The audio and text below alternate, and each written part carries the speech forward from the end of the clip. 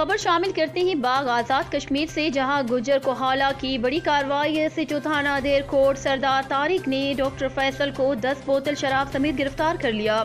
Doctor Faisal के मुताबिक बताया जाता है कि इससे भी कबल मुख्तलिफ जराइम में मुलविस था, मगर ये हमेशा बच निकलता था। आज एक फर्ज तनाश ऑफिसर सरदार तारिक ने हमरा पुलिस टीम राजा शौकत राजा गुलदास खान ने डॉक्टर फैसल की गाड़ी को रोका और तलाशी के दौरान 10 बोतल शराब बरामद कर ली।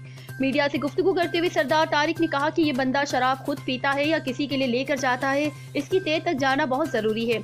आज हमारे छोटे छोटे बच्चे शराब, चर्स जैसी लत का शिकार हो चुके हैं। इन नासूरों का खात्मा इंतहाई जरूरी है।